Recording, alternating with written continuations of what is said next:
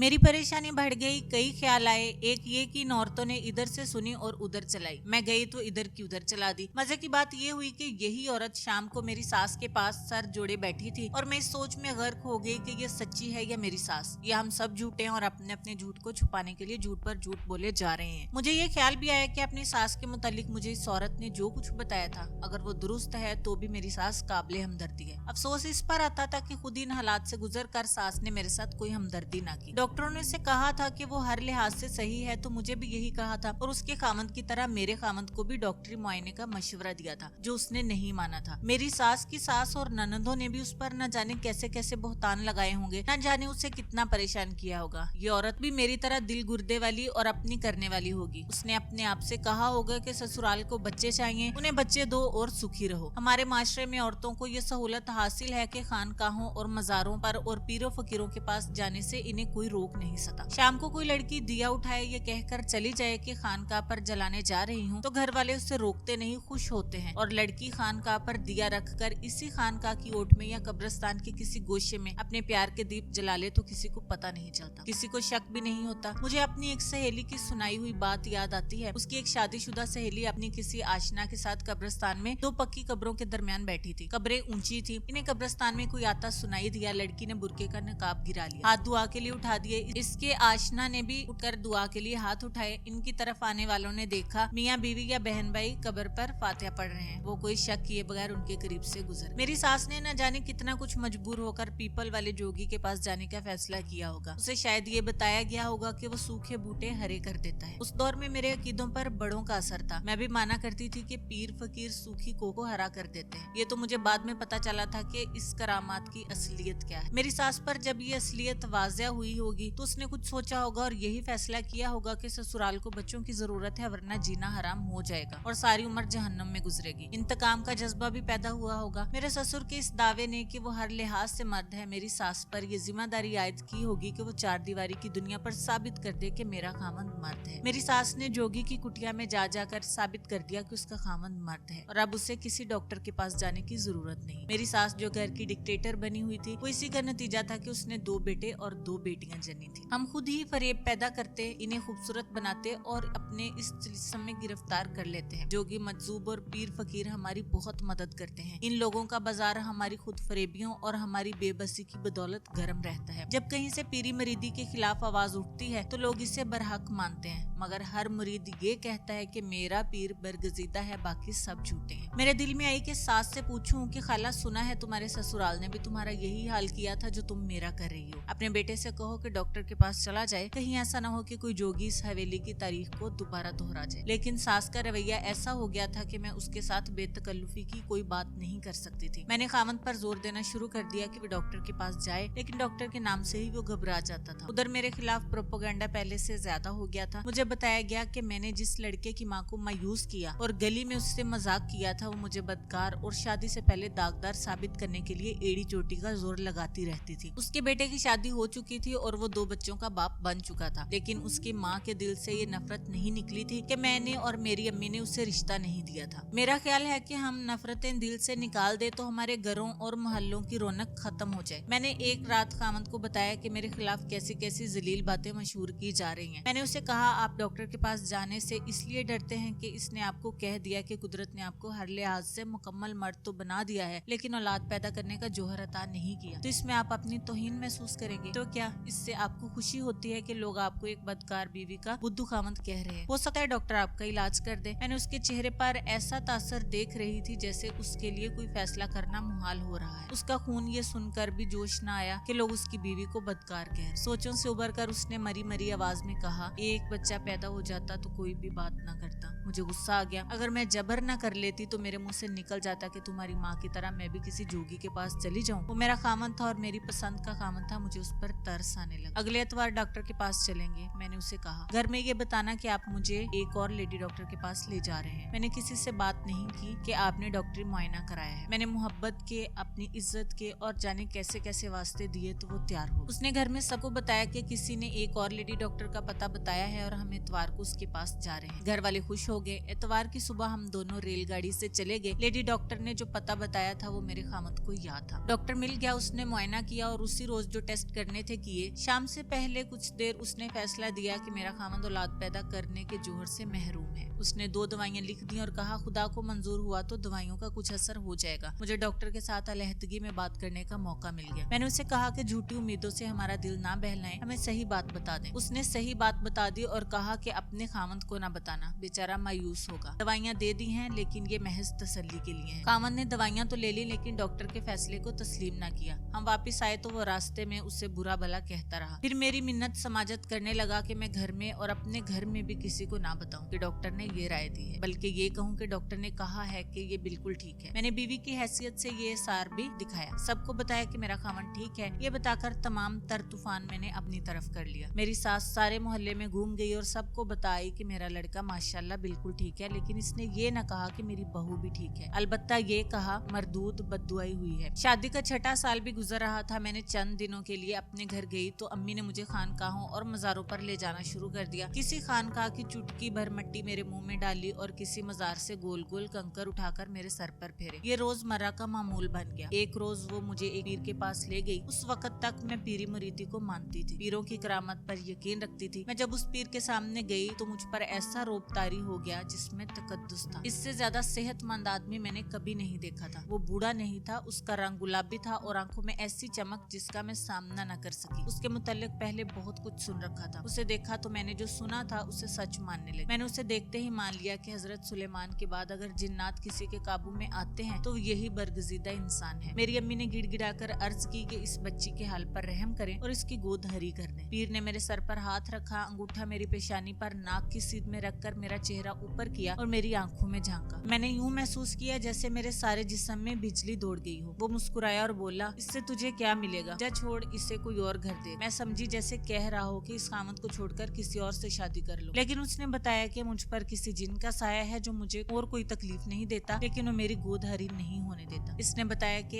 ऐसे जिन आसानी से पीछा नहीं छोड़ा करते, लड़की को हर रोज आना पड़ेगा। उसने मुझे कुछ सुंगाया, फिर तावीज लेकर दिया और कहा कि ये कपड़े में सीकर गले में डाल। एक तावीज दिया जो पानी में घोलकर पीना था। मेरी अम्मी ने 1.25 रुपया उनके पाँव में रखा और हम इस तरह वहाँ से उठकर बाहर निकली कि दरवाजे से निकलने तक पीर की तरफ पीठ न की। घर आते ही तावीज खोलकर पी लिया और दूसरा कपड़ा में सीकर गले में डाल लिया।